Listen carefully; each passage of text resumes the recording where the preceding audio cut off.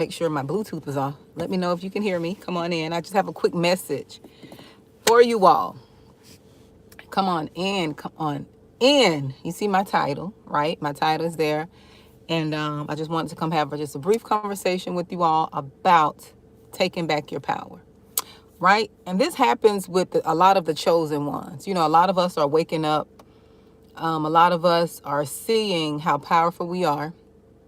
A lot of us are seeing that we're valuable when people try to make us feel like we're not valuable, or try to make us feel like we were not needed, or tried to make us seem like we are just so problematic. Okay.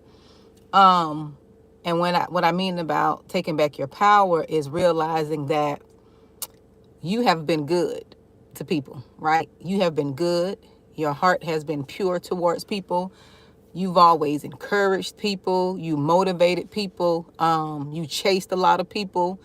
You forced a lot of relationships. You forced a lot of connections because you just wanted to feel a part, right? You wanted to feel included. Even when people are not including you in a lot of things, you still had this heart of just purity, right? And, you know, a lot of chosen ones are waking up, and we're not running behind people anymore, right? We're not chasing people anymore. We're falling back from relationships because we see that energetically we've put more time and energy into people than they put into us, right? When you fall back and you assess the situation, you will see that you were chasing people. You'll see that you were doing more for people than they were doing for you. You would see that you were giving out more than you were receiving. And that's why you were drained. That's why you were unhappy. That's why you were depressed. That's why you were not your authentic self, because you were issuing out yourself and your energy and your time to everyone else, but giving it to yourself. And now that you realize that you need the energy and the love that you've been giving people all these years, you know, people have a problem with that. People feel like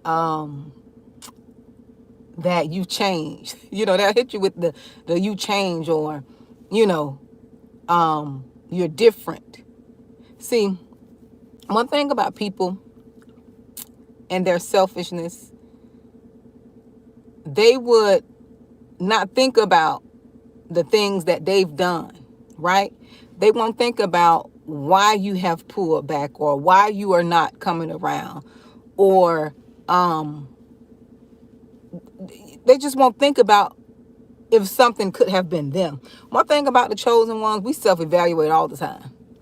That's all we know how to do. We know how to just self-assess. We'll see if we did something, said something. And that's why most of us are waking up, because once we have done these self-assessments and looking at what we have done, or if we did something, we're realizing we haven't did anything to people.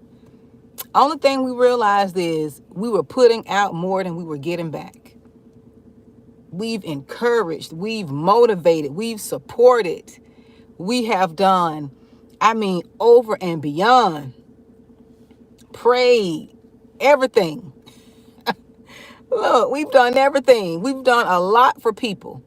And it has drained us. It has drained us to the point, hey, Mary, it has drained us to the point that we got exhausted. We got spiritually exhausted. And when God had to sit us down. God had to sit a lot of the chosen ones down. Because some of us, hey, Keisha, hey, Carol, because some of us were too giving, and God don't want us to stop giving, but we had to learn that our energy and our giving is a gift, right? It is a gift. So we have to learn who to give that to, because a lot of times we've been given to people who were unappreciative. They were unappreciative. They felt entitled. They felt because your blood, your family, you're their sibling, that's what you're supposed to do. I don't subscribe to that anymore.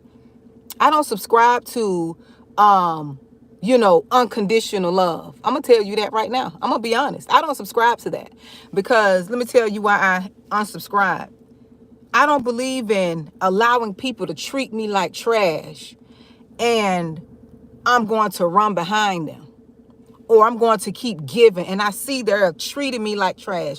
I see that they're mistreating me. I understand what everybody say. If you want to go biblical in scripture, yes, I understand. But until I get to that point, I don't love unconditionally anymore.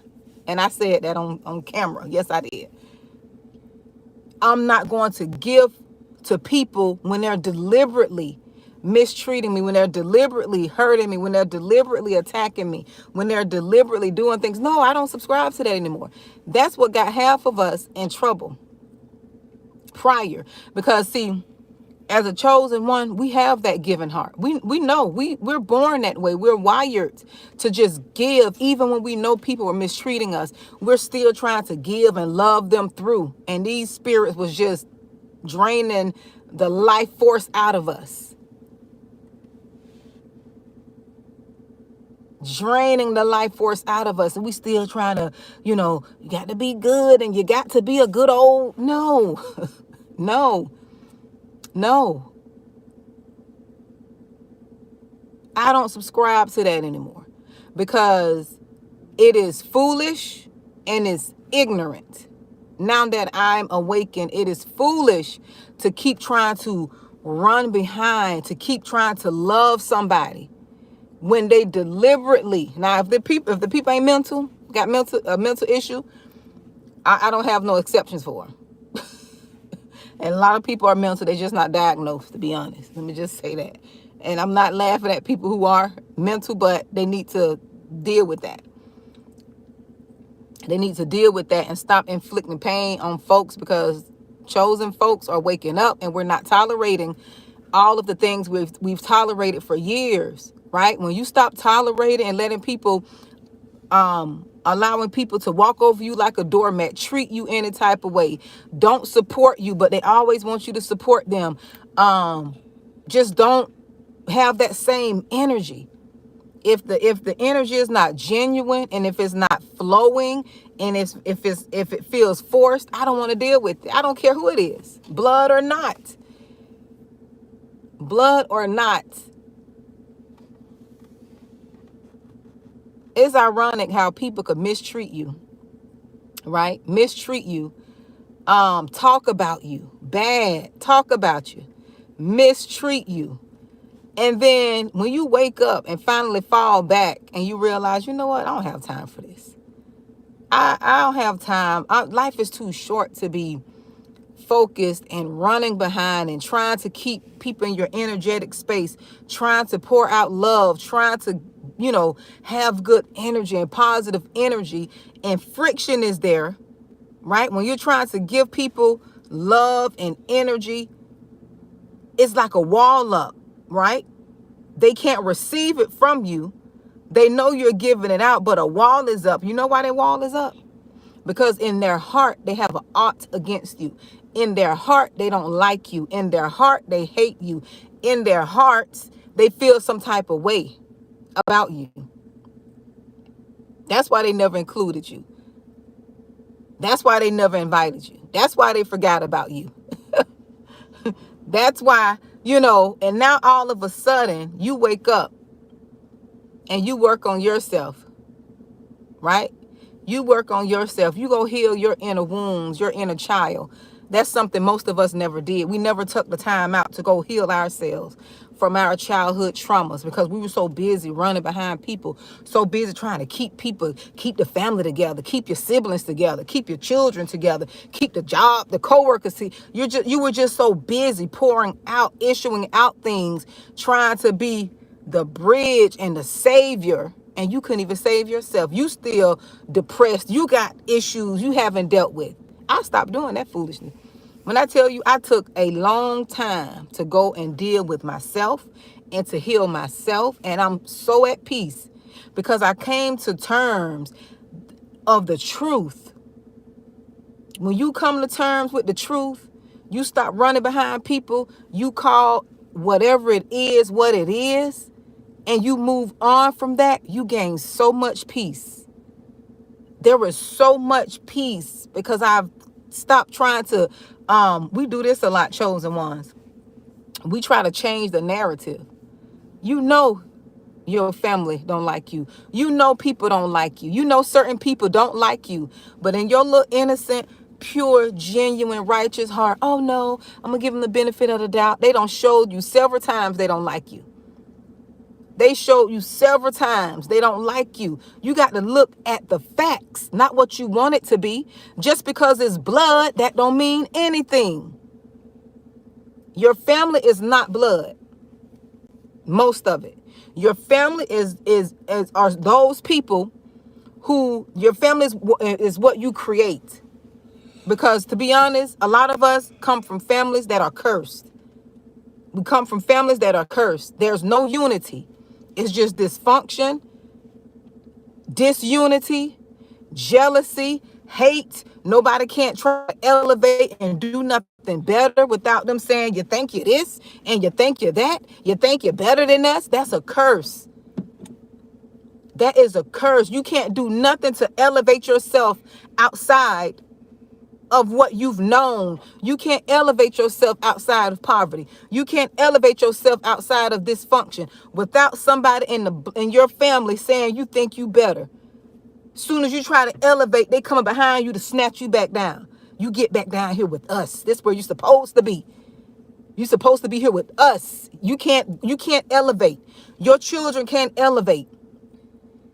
You stay here in the curse, in the cesspool of dysfunction, in the cesspool of drug addiction, fornication, perversion, manipulation, lies, deceit, disunity. You stay here with us.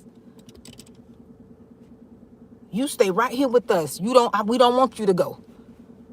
And it's not them, it's the spirits in them. It's the opposing spirits in them. Soon as you try to look and do something different, you trying to repent and you trying to turn away from the dysfunction. You trying to turn away from what's in the bloodline. There they go. Them spirits, you think you better than us. She thinks she's white.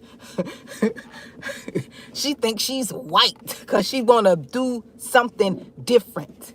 That's a spirit. And if you want to elevate above that spirit, you're going to have to leave people behind. Let them talk. You got to let them talk. You got to let them quarrel and say what they gonna say. You got to let them chatter and be negative amongst themselves. And you go do what God is calling you to do. You go and be the one to come up out the dysfunction, to come up out the generation of curse. You go lead the way so your kids won't have to deal with that. So your kids can see something different. They didn't see all the dysfunction that you saw. They know it's there. You're trying to keep the dysfunction away from them, and the family incest, and the family drug addiction, and the family dysfunction, and the family disunity, and the jealousy, and the hate. You're trying to protect them from that so they can start out and see something different. But no, them spirits want to come back and you get back in here. You ain't getting up out of here. Them spirits trying to come back and snatch you up. And you got to be okay with one thing. I'm glad God, when I went on my healing journey, let me tell y'all something. I done been through so much, and I'm not here to talk about that because it's not about me. My videos, I don't hide anything in my videos. But I've been through so much. The one thing I'm glad God delivered me from. God delivered me from the people-pleasing spirit. He delivered me from worried about what my family gonna say, what they gonna think about me, how they feel about me. He delivered me from that. He delivered me from that because that's the hardest thing to break away and get in your mindset. Okay, I don't want to leave because I don't want my family to think that I'm disowning them. I don't want to be with them. I don't love them. When I tell you when God delivered me, think what you want to think. Y'all can say what you want to say. The thing is, they've always said things about you. But when they feel you're breaking loose emotionally, you don't fail back. You don't cut your emotional cords, because them emotional cords is soul ties. That's a generational curse. You got to disconnect yourself all the way from your family to break them generational curses, regardless of how they feel. See, that's what I was worried about. I was worried about, oh, they gonna feel this and they gonna think this. I'm fighting for my grands and great grands. I'm fighting for my bloodline. Y'all can do what you want to do, but I'm over here repenting. I'm over here, asking God to guide me, order my steps, help me, help my children, help them not to go through the family generational curse of drug addiction, poverty, perversion, incest, all this foolishness. I'm over here trying to fight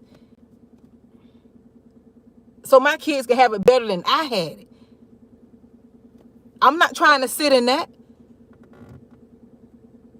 If you want to face it, you face it.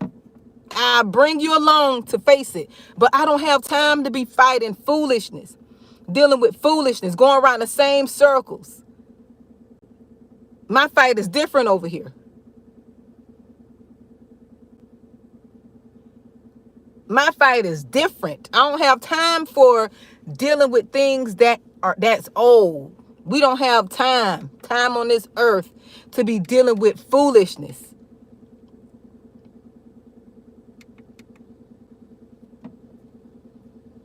I'm so glad God delivered me. I don't feel no type of way about what people say. I used to be in my feels, like they say. I'm in my feels. I used to be all up in my feels. I used to be so hurt, but I know God delivered me. I don't care what folks say anymore.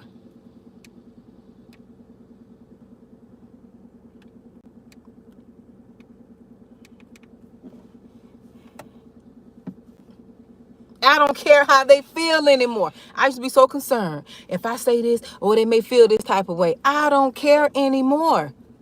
The truth is the truth. The truth hurts. Either you want the truth or not. I don't know no other way to say it. Either you want the truth or not. You call me, I'm going to give you the truth. And I know one thing, people can't handle the truth.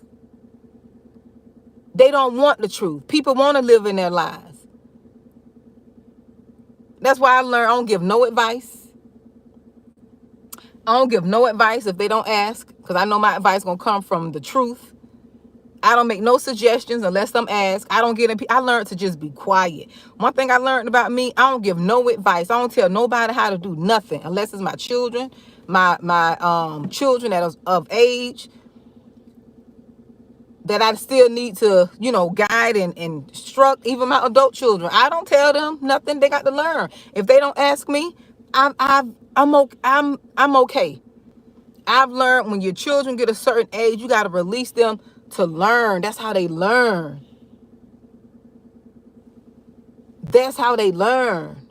You got to release them and let them figure out life on their own sometimes. You just be there to guide if they want your guidance. Sometimes they don't want your guidance. And you just have to let them figure out their own way. And you have to be okay with that. My detachment is top tier now. My detachment is so top tier, I'll detach from anyone. My detachment is top tier, which means that I'm not going to hold on to anyone, or I'm not going to be attached to anyone, right? That don't want me to be attached to them, that don't want me to guide and be in their energetic sphere.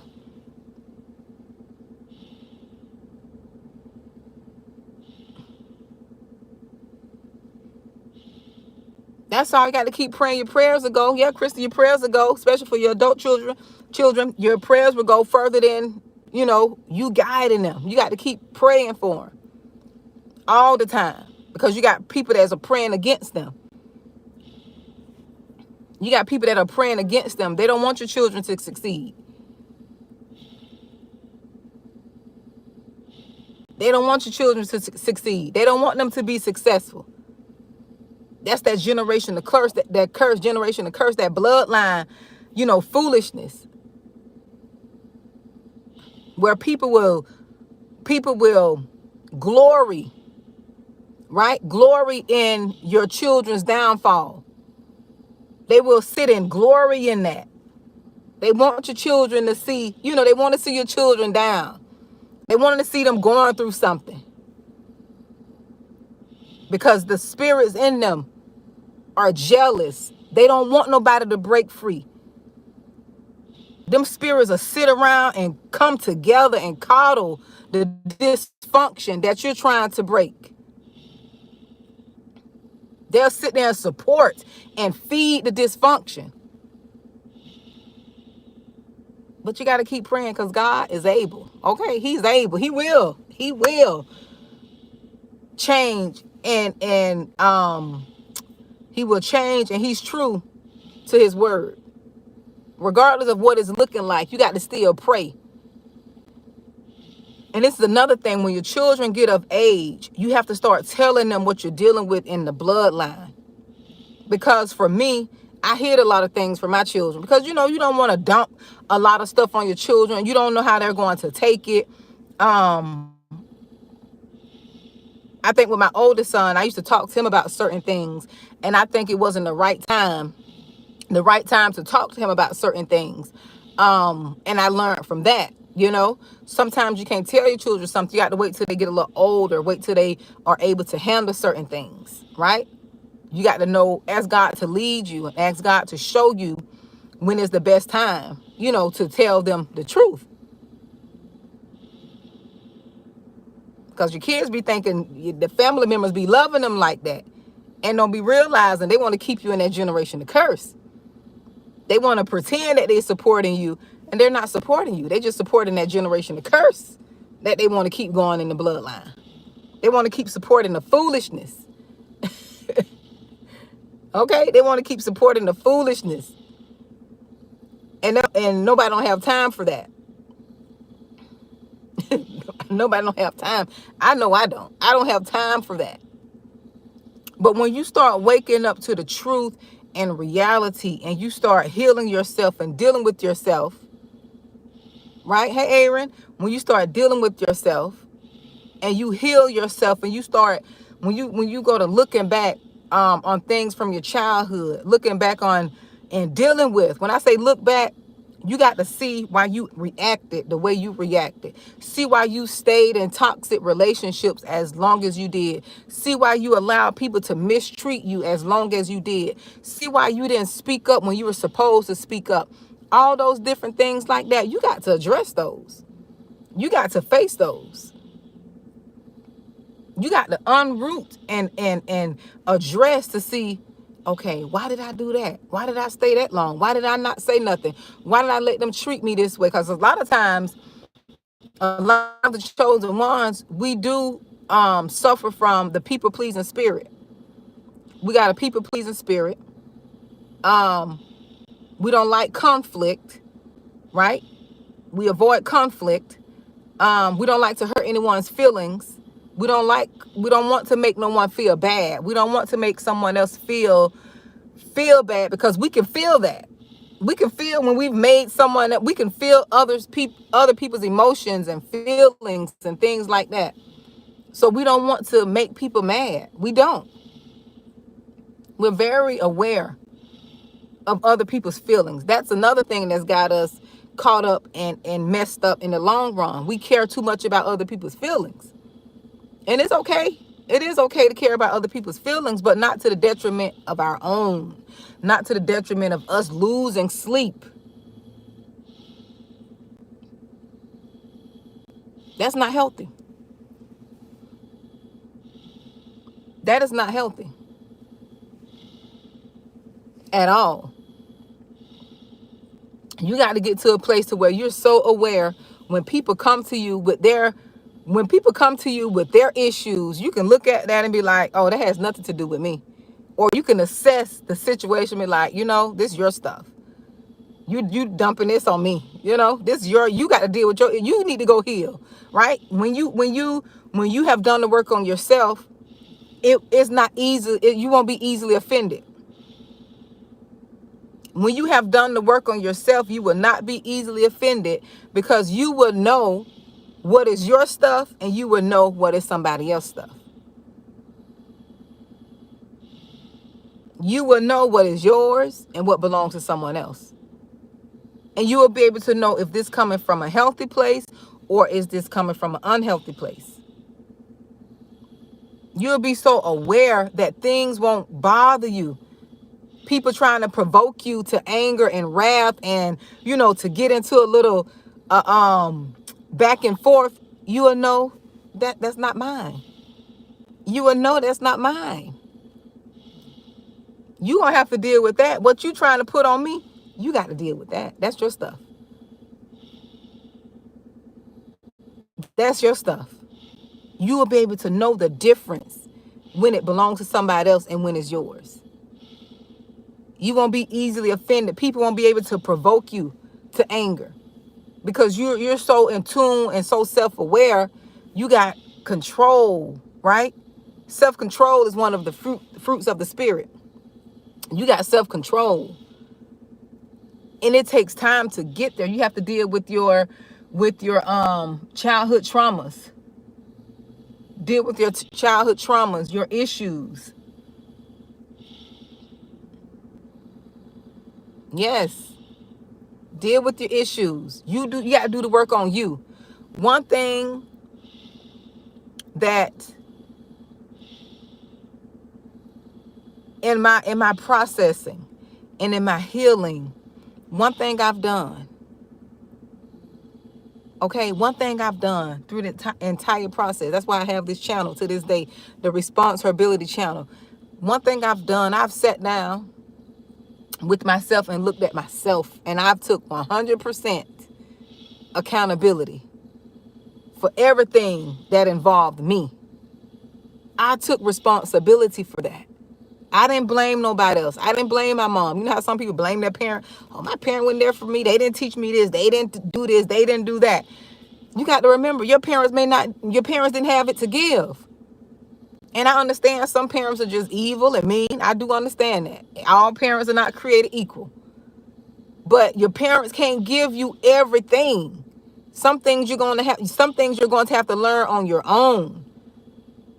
And you shouldn't want your parents to give you everything. You should want to learn some things on your own. Because some of the times, the parent thinking they giving you the best thing based on what they were taught, and you over there feeling like they should have gave you something else. And the parent feeling like they gave you everything they knew. And they probably did gave you everything that they knew. So they can't give you anything else that they don't have.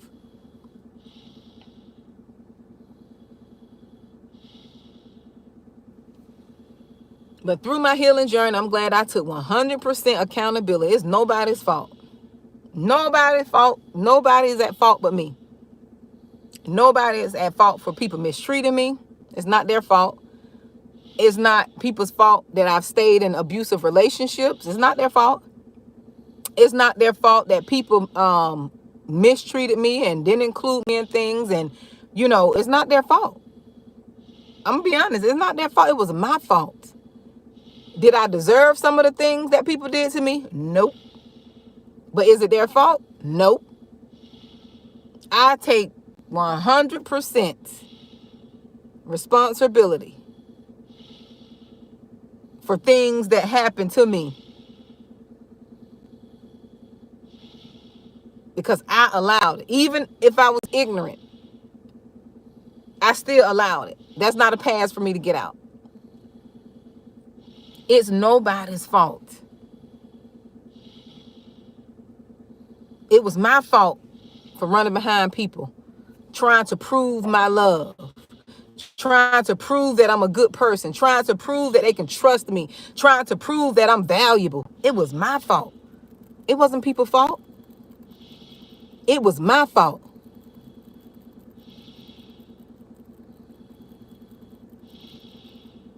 It was my fault. Hey, Paintbrush by God, I haven't seen you in a while. It wasn't their fault.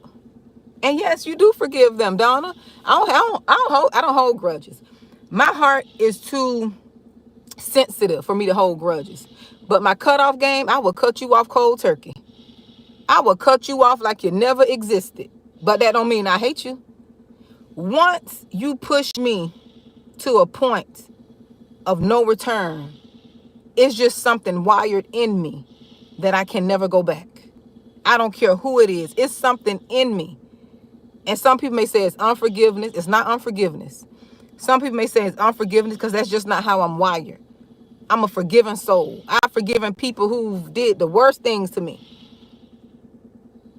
I don't want to be too raw and transparent, but I've forgiven people for some things that most people would not forgive people for. But there's something wired in me because I know I long suffer.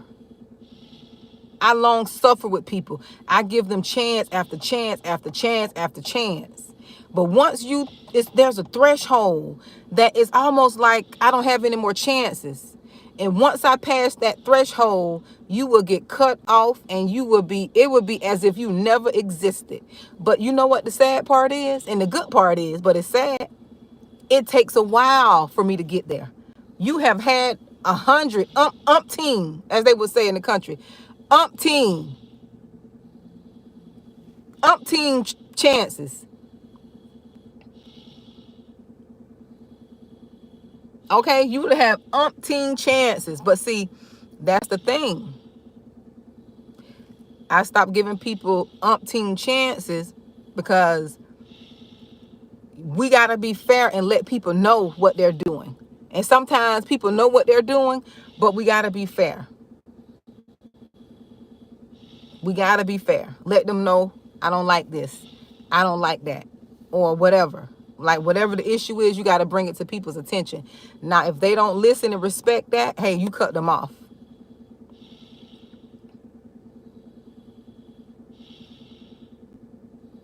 Cut them off. I don't believe in, and yes, I do, because I do give you a lot of chance. Look, I can't even lie. I do give people a lot of chance. I give people more chances than they give me. Let me just say that. I have grace for people.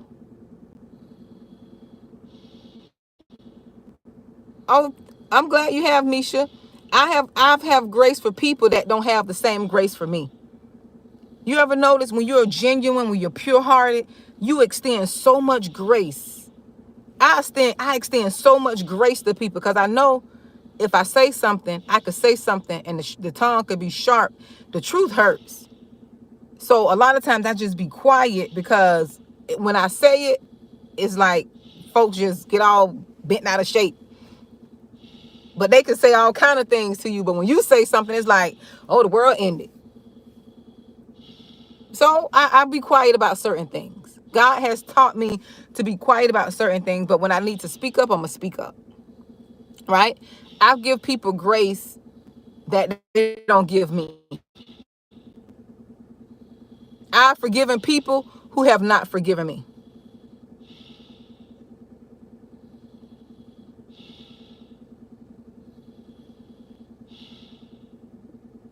Yeah, pray about that, Misha. Look, I don't have time for dysfunction. Look, let me just say this. When it comes to that, it depends, because the dysfunction, it varies. It depends on what type of dysfunction you have. Because I grew up in dysfunction on both sides of my family, just about. But one side, my dad's side, they were more genuine and upfront. They were just upfront dysfunction. You're not going to get any shady dysfunction and, secret hate, secret competition, secret jealous. No, they were just upfront. They say whatever, willing to fight. That's that. But I can't stand that deceitful dysfunction, that jealous dysfunction, that comparison dysfunction, that I don't like you because you think you better dysfunction type stuff. I don't like all that. I don't like all that. You jealous, but at the same time, you pretending you're not. Or you feel some type of way because the person is elevating, but then you want to pretend like you're not. No, I don't do all that. I wasn't born, and I guess that comes from my grandmother. I wasn't born with a jealous heart. I wasn't born to be competitive. I wasn't raised that way. And I know sometimes when you're a chosen one and you have such a light on you, your light provokes jealousy. Your light provokes jealousy. Your light and who you are provokes jealousy.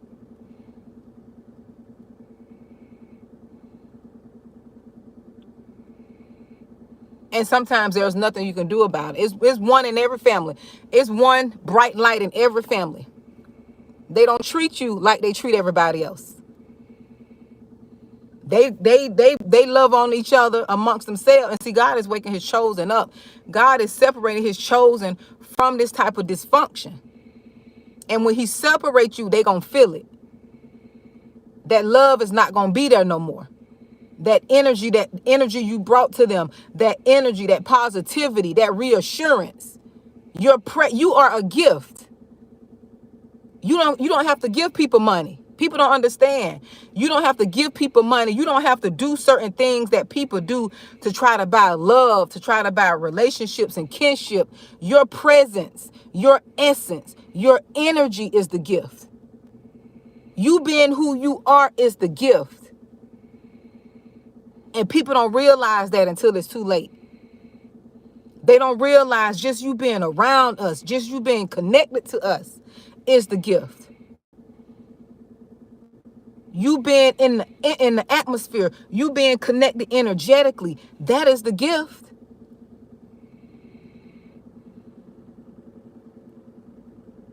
People don't understand. They have let go of their gift. What you bring to the table, healing. What you bring to the table, peace. Money can't buy peace. Money can't buy healing. A career can't buy healing. You in the energetic atmosphere, you bringing peace to the situation. You bringing peace to the family. You being in that marriage brought you were the peace in that marriage. You were the peace in that person's life. Talk about be my peace. No, I'm bringing the peace. I can't be your peace. Me being here is keeping this place, keeping these kids intact, keeping their minds in the right place. About what you bring to the table. Like sometimes people get beside themselves and they forget that you are really chosen. This ain't got nothing to do with pride. This ain't got nothing to do with you thinking you better. This is a real thing. People like talking to you because after they get through talking to you, oh, I feel better. What you think that is? People walk up to you, tell you all their woes and tell you things they shouldn't be telling you. I wouldn't tell people some of the stuff they tell me. But there's a peace in that. They feel safe with you. You bring safety. You believe in yourself. You feel you can do anything. You elevate when you get around a chosen person. Talk about what you bring to the table. Like, seriously? You mean spiritually, or you talking about this natural stuff? Because spiritually, you get everything. You get everything. Your mind be at peace. You fighting demons and dealing with spirits. A chosen one come around. You normal now. you normal now. Because you walk into an atmosphere, you've been praying and covering yourself and binding spirits and casting down strongholds, and you walk into the energetic field of somebody and them demons straighten up. They talk about what you bring. Deliverance. That's what I bring. Okay? Deliverance. Them spirits gonna jump right off on you and go on by this business. Come on. Like, people get it. People be thinking, I don't want to talk because people gonna think I'm crazy. This too deep for some people. But what you bring is peace. You ain't trying to go in no workplace. You ain't trying to go in the family and stir up stuff. You're not trying to cause confusion. When you go to any atmosphere, you bring in peace. You're not causing confusion. You're not there to cause confusion. You're there to bring peace and truth and unity. You always been about unity. That's why the enemy attacked the chosen ones. He liked to create chaos around you. He liked to turn your family members against you. He liked to get in your children and turn your children against you because he know that you bring peace. He can't operate in the place of peace. When your house is peaceful, the enemy can't operate in that. That's why you got to be careful who you let into your house. Them old folks were right. If folks come in your house, plead the blood of Jesus over the doors and the floor mats. Any spirit that's not of you, agitate them. Like, you have to be careful. You have to be careful. It's true. Like, you have to be careful who you allow into your house, who you allow into your space. Even with your children, you got to pray over them because they be out there connected to people and watching stuff online. You got to speak and pray against them electronic devices because you can't be with them all the time. You can't monitor everything. You can't be all especially if they're adults, you can't control things. Just pray over it. Bind them perverted spirits. Bind that lustful spirit. Come up against it. Speak peace over your house. My house be so peaceful. And I sleep good. You got to worry about no spirits jumping on you. You sleep at night, spirit jumping all on your bed. Jumping all on your bed. Jumping jumping on your bed. You walking in the hallway. You feel all this energy. You ain't got to worry about all that.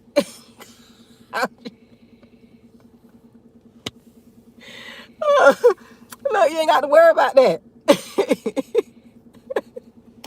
You going to the restroom, stuff falling all down and stuff. You ain't got to worry about that.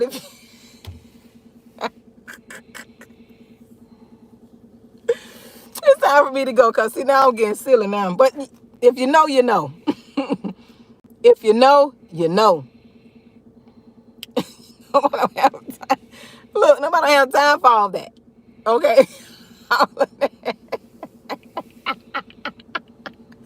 Paintbrush, girl, look, that's part of my personality. And I'm real silly, too. I can't help it. I tried to change that one point in my life. And God said, no, that's who you are. Even my baby be like, Mom, we can't pray for you. That's just how you are. You know, that's just my personality. Listen. That's why I'm be watching all the crazy stuff. People be watching all these different movies in their house. Your TV is a portal. Your TV and your phone is a portal. When you be watching all this scary stuff, people like, oh, it don't affect me. It affect you all right. Why you acting like that? If it don't affect you, why you that way?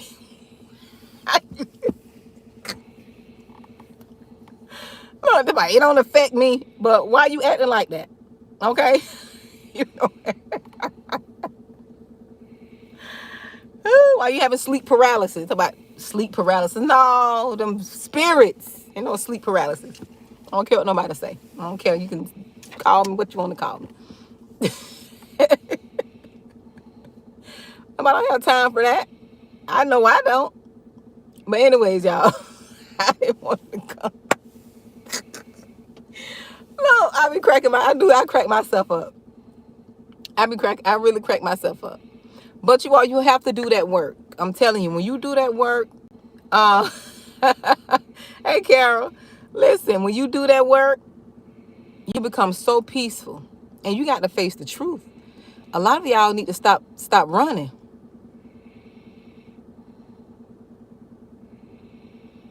A lot of y'all got to stop running from the truth. A lot of y'all don't want to face reality. You got to face reality that some people in your bloodline hate y'all. Okay? Stop running. Stop looking at what people do and test their spirit. I mean, stop looking at what people say. Because, people like, I love you. But you always feeling like crap. You always feeling like trash, and you always feel like you're not enough, and you're always feeling like you're inadequate, and you always feeling like you're not doing enough. You got to face reality, baby. Some of y'all don't want to face reality. Some of y'all don't want to face reality. I know it's hard. It was hard for me. What I'm telling y'all, it was hard for me to do. You got to watch how people treat you. Once you realize and you see how people treat you compared to everybody else, because you know the chosen ones, they always gonna put you in. They gonna make sure you know. Them spirits gonna make sure you know that you're not part of our group. You different. Those spirits gonna be like, ooh, let's go over here. She different. They gonna make sure you know, and you been new. It ain't something new. It's just something you had to come to terms with. You had to come to reality.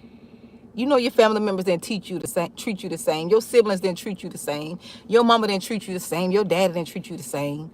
Your teachers didn't treat you the same. Your co-workers, people just didn't treat you the same.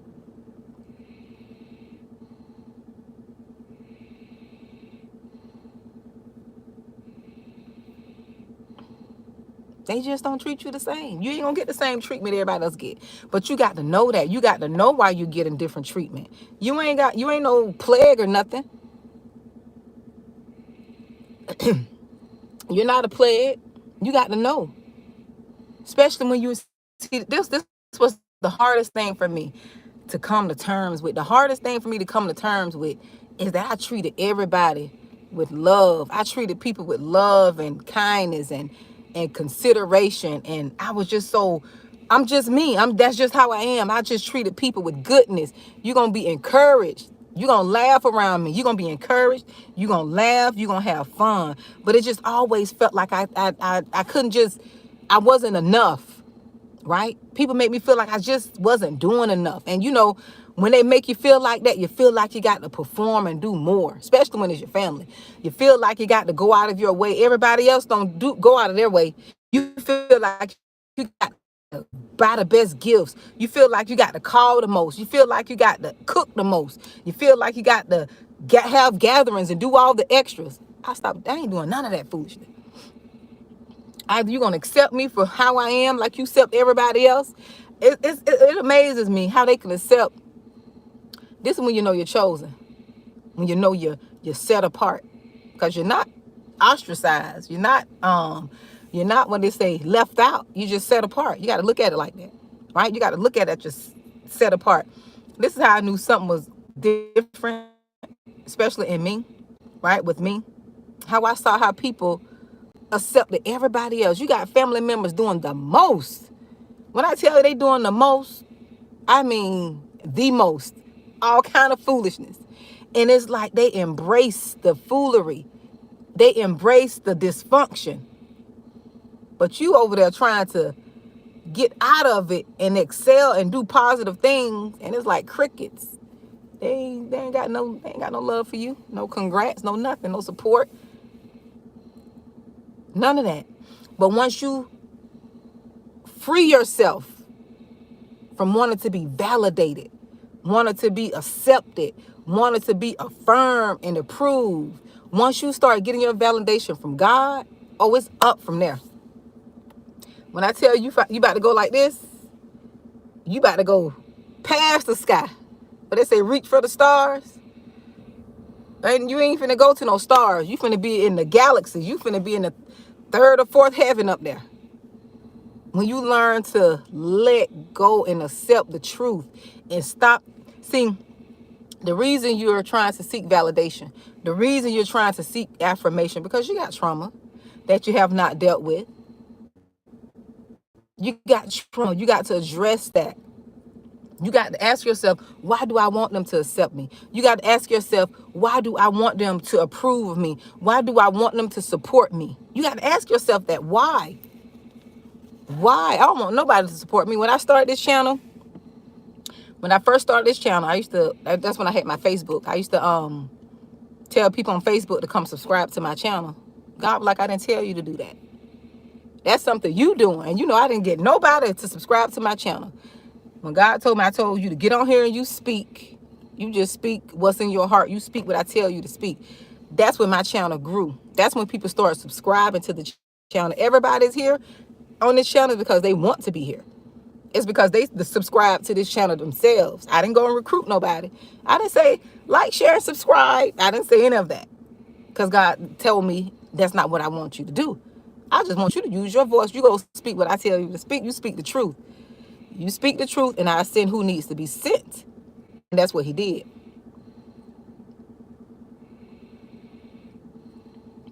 You got to break that soul tie paintbrush by God. Girl, yeah, you got to break that. I'm so glad I'm so glad I'm set free. Now I was able to, when I broke loose and when I set myself free from worried about what people gonna think and what they were gonna say, about everything. Cause see, you be concerned about people saying certain things. You do. But if it's a hindrance to you, you got to let it go. Just because you let something go, that doesn't mean you don't love the person. That just means that for that season, you got to let them go. And I talk about my son all the time. I talk about my son here all the time. And there's so many lessons that I learned from that God taught me, right? There's so many lessons that I learned from that. And one of the lessons I've learned was that when you're going through a hard time, you really got to trust God. You got to seek God and let him guide you. What God tell you to do is going to be against how man and your family say what you should do. Let me tell y'all this. And I feel like I got to share it because I'm led to share it. And I talk about it all the time because see what the enemy is not going to do is the enemy is not going to silence me. What I'm going to do is I'm going to use what I went through as a teaching lesson for people.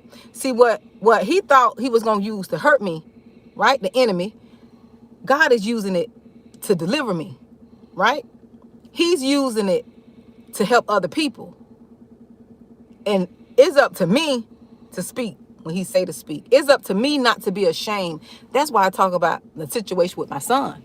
It was so many lessons in this. Let me tell you one thing that was a lesson when it came to my son. See, my son went through this period where he had to go through his own journey, right? He had to go. See, when we pray for God to order our children's steps, dainty journey, okay? When we ask God to order the steps of our children and we give them back to God, he gonna do what he want to do with it, with your children. But there was a moment where I went through with my son, and I know the enemy was trying to use my son to destroy me, trying to destroy me emotionally, mentally, and physically, my oldest. And I had to go through a period, and God told me to step back, fall back, because I was always trying to be in his, I was always trying to be in his business and follow up with them and just be connected and see what was going on. And God told me to take my hands off of him. He meant that. When he said move, he meant that. See, but what family thought, because my family talked about me like a dog. They talked about me so bad. See, because they're religious. Okay? When you're religious like that, you don't understand that you got to listen to what God telling you to do. So, and I had people talking about me like I don't turn my back on my son and everything. But they didn't know what I was dealing with. They didn't know what type of spirit I was dealing with my son, he's in a better place now. I don't forgave him. We don't talk about it and move on. But what I'm not going to do is I'm not going to not talk about it. I'm not going to not, take the lesson from it and show you all. Okay. I'm not going to not be ashamed. I'm not going to be ashamed what I went through. Because one thing about me, God took me through a period when I was in my teens that I had to walk through a period of shame. So he said, you went through it then, you're not going to be going through when you're an adult. You're not going to be shamed. So too much of nothing really shames me anymore, because I don't walk through that as a teen. I don't walk through the spirit of shame, the hall of shame. Plenty of time with my mama. This lady used to have us so embarrassed. Boy, this lady used to have us so embarrassed. That's another story. But anyway, when God was telling me to move out of the way, because I was trying to be God. I was trying to always be there and try to see what he had going on and all this here. So when God told me to step back and move back, I had to move back. I had to move out of the way. And whatever happened, I just had to pray that it wasn't a detriment to him. Right? And I'm gonna write a book about the entire process of what took place, because it was spiritual, right? It was a spiritual journey, still is spiritual, right? And see, people are not willing to fight. People are not willing to fight because they want to make everything natural. See, what people saw in the natural wasn't even what was going on. The natural look of things wasn't that. God showed me a whole spiritual thing that my son was battling with. So he told me to move out the way naturally. And spiritually, I had to sit back and pray. He taught me how to pray and fast, dealing with my son and everything that was around him. Not just him, not just my son, but the things were surrounding, because it was very spiritual. And to be honest, it was very spiritual and demonic. There was some demonic influence there. I'm going to just say that. So when he told me to move, I had to move. I had to move out of the way. See, people don't know what you be going through because you don't sit and tell people your business. That's another thing. It's good to not to share everything, what's going on. It's good to share, but so much. That's why I don't say anything now until I know God released me to say it. I don't talk as much as I used to. I used to be talking. I'm very open, very transparent. Well, I was one of those, what them people we used to call them oversharer. I used to overshare things a lot. Nobody didn't ask me nothing about this, that, and the other. And I used to be like, girl, this, that, and the other. And it was just little stuff, not gossiping, just stuff about me, blah, But yeah, when God told me to move back, I had to move back, fall back. Sometimes you got to have tough love with people. That's the only way they'll learn. As long as you still in the way. That's what's wrong with some of y'all. Y'all still in the way. Y'all try to make the fall soft for your children. I learned from that son. I learned to move out of the way. I ain't blocking nothing no more. Listen, you're gonna have to learn the hard way. If you don't want to take wise counsel, if you don't want to take wise counsel, I'm moving out of the way.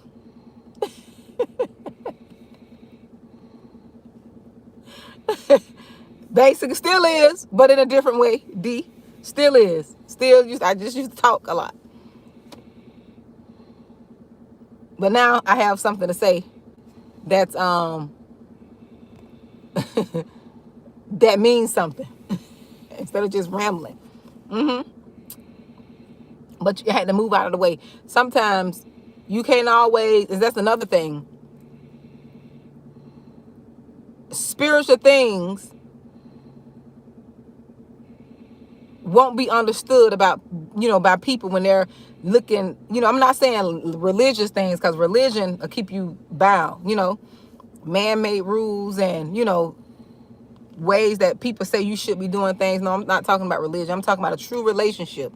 When you have a true relationship with God, you're always going to be looking stupid to people. Because they'll be like, I wouldn't do that. Yes, you wouldn't do that because you don't have a relationship with God. You wouldn't do that. Because you don't have a relationship. You don't communicate with God. You don't commune with him. So you're not being guided by him. And the way I communicate with them and what he tell me to do is going to be different from what he tell you to do. Because he will have you doing, because he had me doing some crazy things. He had me sowing all kind of seeds that I'm like, no, Lord, that's too much for me. That's too much. But see, he knows. And it wasn't something I was being, because, sometimes people can be emotionally manipulated into sowing and doing different things. No.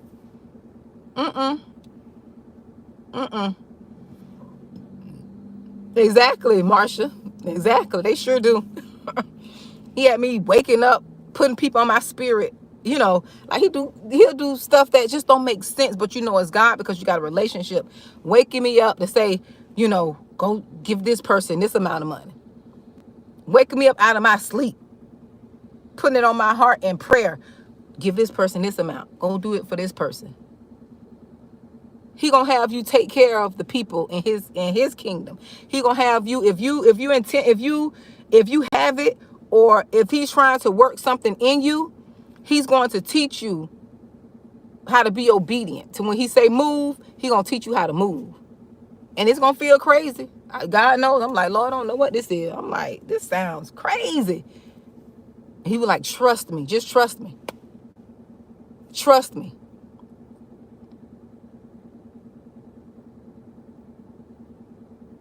And by trusting him and those little things built my faith up. Increased my faith. And people will get jealous because you got a relationship with God that they don't have. Exactly. He sure will, Marsha. And I tell you, I can't tell you here, but you best believe. And I wasn't even expecting it. It wasn't, you know how some people sow, and see, God dealt with me, especially about that tithing thing. He dealt with me with that. And that'll be my own story for another time. But he dealt with me because my heart wasn't in the right place as far as tithing, right? And why I was doing it. I'll say that. But he dealt with me.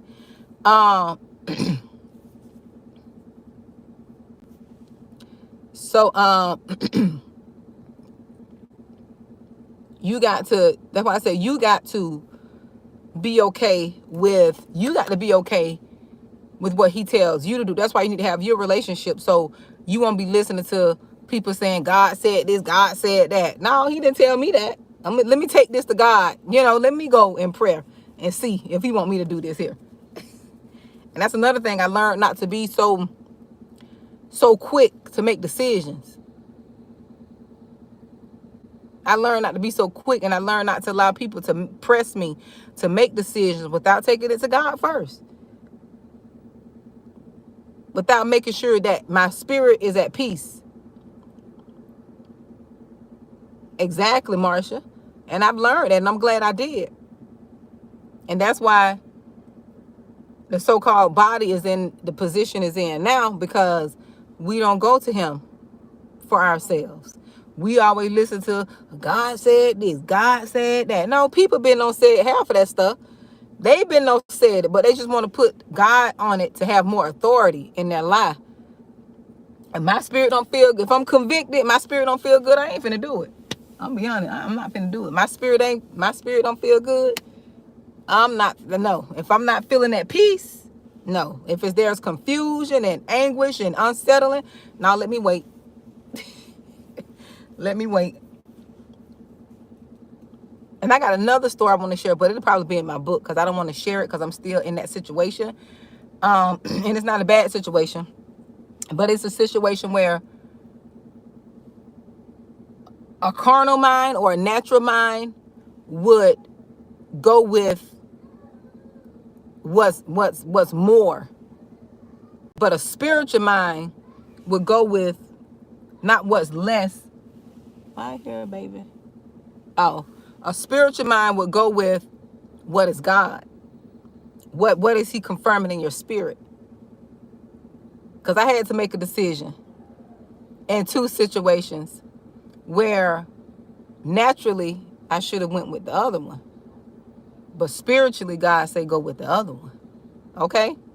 Anybody in their right mind would go with the more.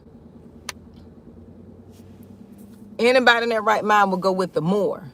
But spiritual, he gonna tell you to do opposite. Opposite of what, opposite of what opposite of what you think you should do. Opposite of that. So, but that's what I wanted to come and talk to you all about. So I hope this message encouraged you all, right? I hope this encouraged you. It's all about doing the work on yourself. You work out your own healing. You do the work on yourself so you won't be easily offended, easily provoked, easily angered, easily angered.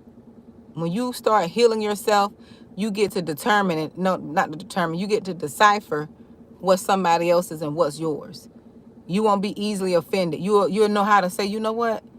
I can let that go. I don't have you. You'll be able to look at things like, do I want to spend my energy arguing about this, or should I just let that go and don't think anything of it? You'll have that power. You have to take back your power. You'll have that power and authority to say, you know what? Is this even worth it? Is this even worth it to address it? You're welcome, Crystal and Paintbrush by God. You will be able to be in that space and it'll be solid. It won't be a rational space. It won't be a rational place, I meant, to where you just popping off. You popping off every time somebody say something, every time somebody do something, every time somebody give you some negative energy, negative vibes, ugly looks. Like, you won't be able to, you will be able to say, you know what, that's their stuff. You'll be able to say, Lord bless them, Lord. God bless them. God bless them. They going through something. You'll be able to do things like that. Look, you'll be able to, and then you'll be happier. I know there's a lot of people don't have joy. A lot of people are not joyful in their spirit. And you'll become odd to people when you're walking around smiling and joyful and happy. I enjoy being by myself. I enjoy my time alone. I enjoy my quiet time. Yes, I enjoy hanging out with my babies too, hanging out with my kids and, family and, friends and connecting, good acquaintances and stuff. I enjoy that too, but there's nothing like me enjoying and spending time with myself. I love taking myself out. That's a powerful thing to do. Matter of fact, I got a gift card from Christmas for my job. We got a gift card. I'm going to go take myself out. There's several restaurants on that card. I'm going to take myself out and enjoy me a nice time by myself. Because people be looking at you too when you take yourself out. People be looking at you like you're lonely and like you're strange. No, you should take yourself out too. Take yourself out. Take yourself on a date. You're not alone. You and God. You and God go on a date. Take your journal. Take your, your phone.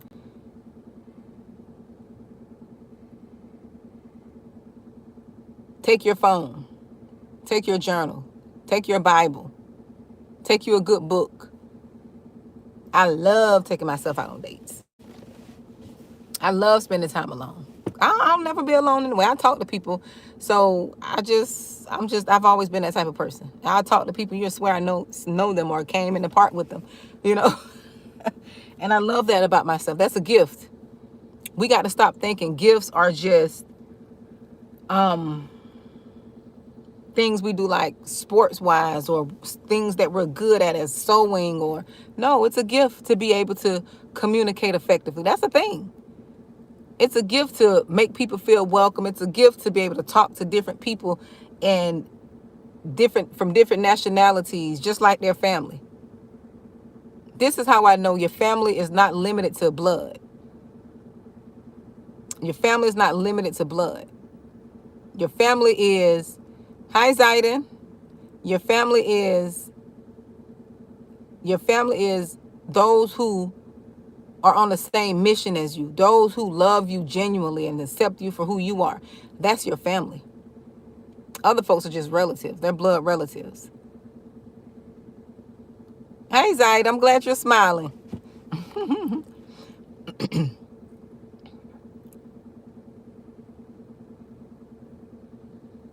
That's why people who are no,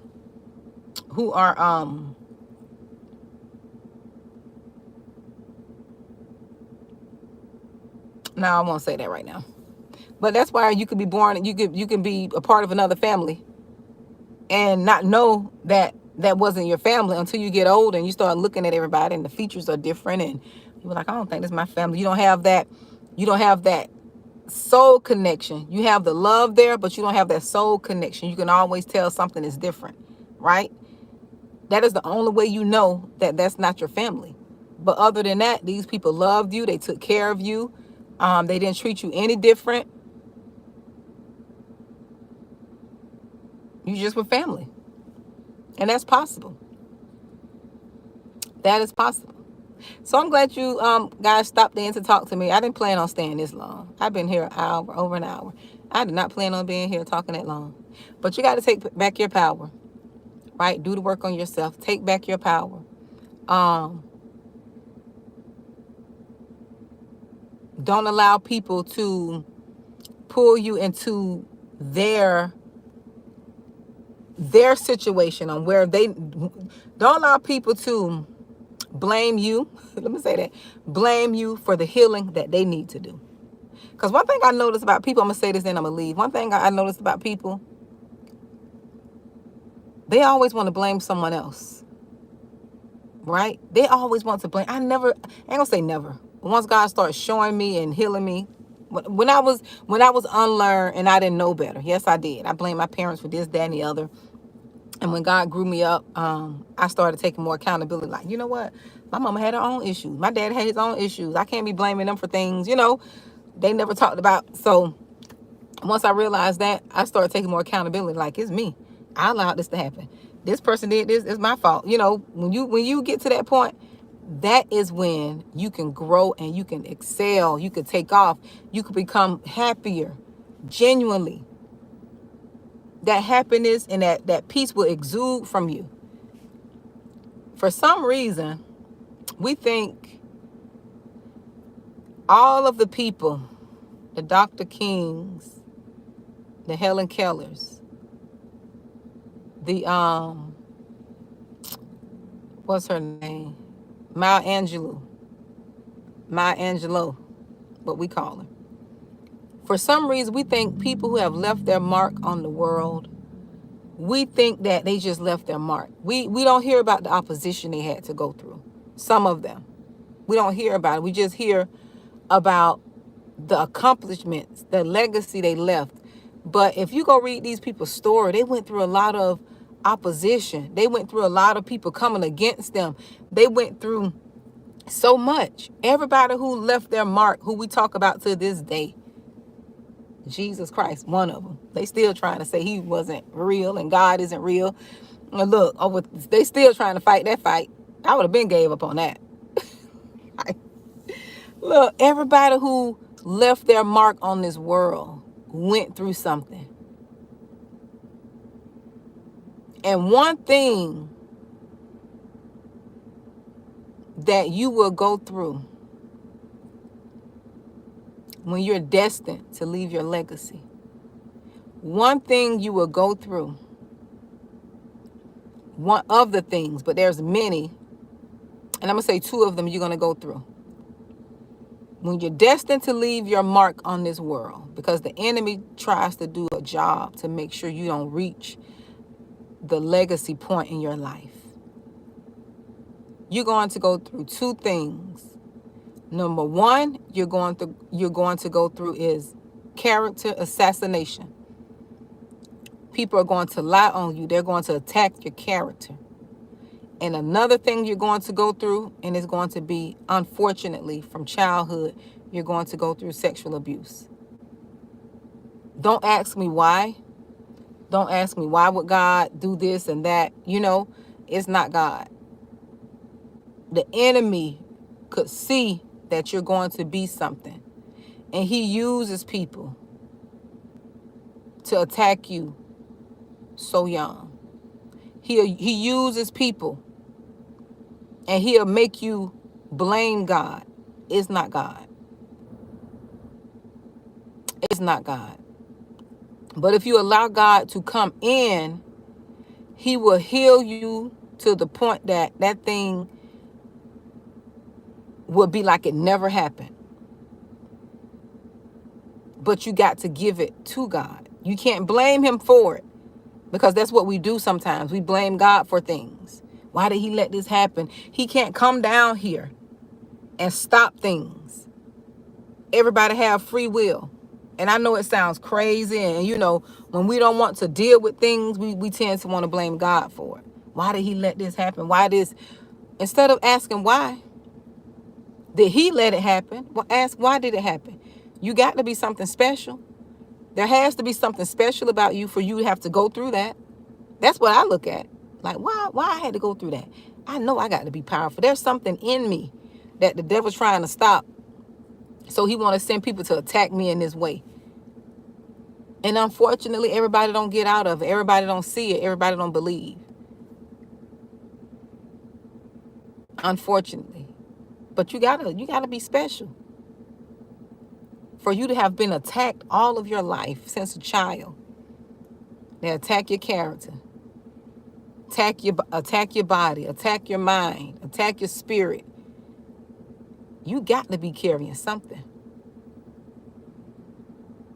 And unfortunately, your family could see that you're different. They can see that light on you. Them be the ones that hurt you first. Them be the ones that try to dim that little light out of you first, try to zap out that light. Zap your little star out. Dim your little star. They be them, that bloodline. Yeah, them be the ones. But you got to fight past that. You got to be stronger. You gotta really do the work. And once you heal and do the work, you're going to be a force to be reckoned with. You're going to be so powerful. Your spiritual gifts are going to be awakened. Your joy, your peace, your wealth, your spiritual wealth, your health. But you got to fight to break free. It is. It's like you are in a spiritual prison. And you're fighting to get out. And God wants you to get out. That's why he sent people like me and other people you all listen to. And that's why you resonate with what I'm saying. You know, it's not a coincidence. It's by design. He wants you all to be free. Just like I had to get free, I had to break free. I was in some strong mental bondage. I was in some mental bondage. When I tell you I was in so much bondage, I thought there was no way I thought I was going to get out of that. I'm going to be honest with you. I don't know how I was going to get out of that. I was in mental and spiritual bondage for a long time. One after the other, one bondage to the next. Like I went from prison to prison. I was prison hopping. Went from one dysfunctional situation to the next dysfunctional situation to the next dysfunctional situation. And God said, you know what, baby? You just too foolish. I got to come rescue you. Let me pull you up out of this. I got to pull you up because you just too foolish to get out. He didn't say that, but it felt like that. He had to come straight up, rescue me up out of that. So you need some time. Your eyes need to be open.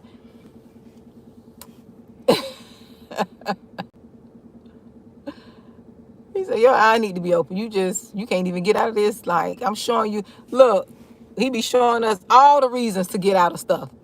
He show us. I was so blind and gullible one time. Something was right there in my face. Look, I had the evidence. Look, meal mix, fasting, prayer. I'm gonna be honest. A lot of people don't like to hear this. Fasting, prayer, and repentance. That's how I got out.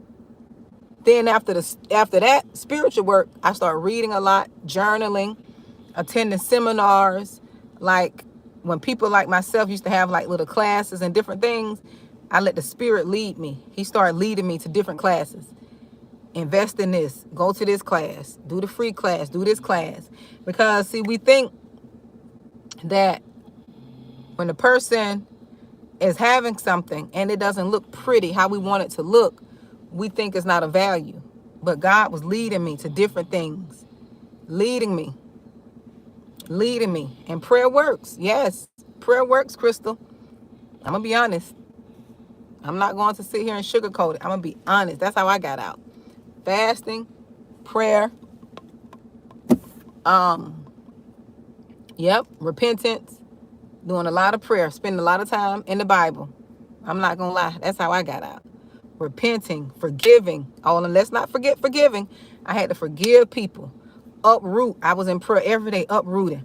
All the people in my mind that mistreated me, that I had some type of ought against, I was like, Lord, help me to forgive them. That don't mean I reconnect. Because I'm cold turkey, I cut off. And people think because you say you cut people off, they feel like you haven't forgiven them. That's not true. That's not true.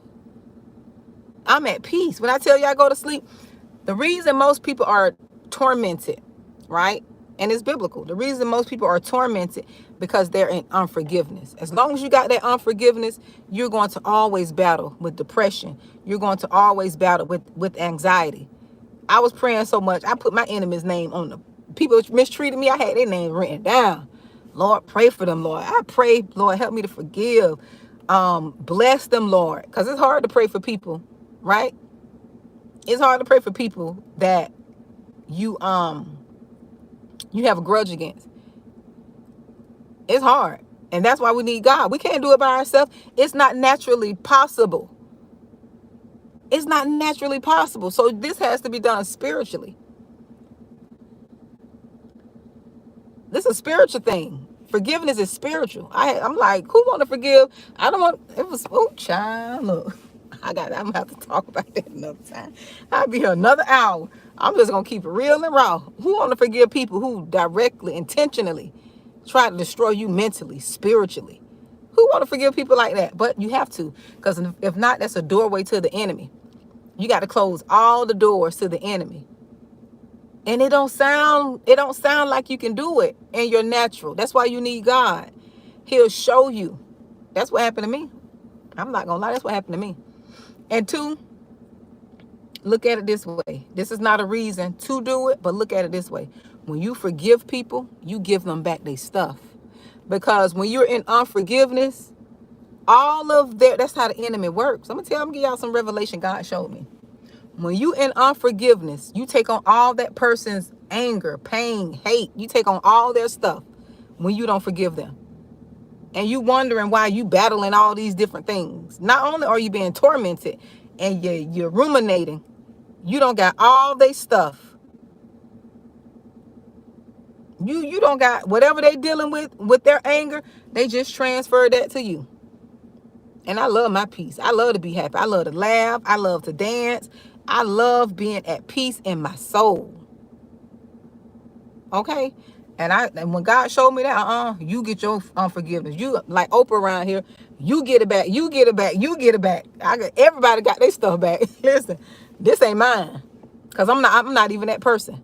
And see, when you're in unforgiveness, you become them. You become them. Your little loving, funny, forgiving self. Because I like to laugh and have fun and all that, dance, and I'm very outgoing. When you in unforgiveness, you get them people anger. You get they everything they got going on. You get that. No, I'm like Oprah Mill. You get it back. You get it back. You get it back. I'm gonna give your unforgiveness back. Let me get your anger. Get all that back. Oh no. I sure did. I won't lie to you all. I sure did. I'm like, no. I like my peace. I like to sleep at night.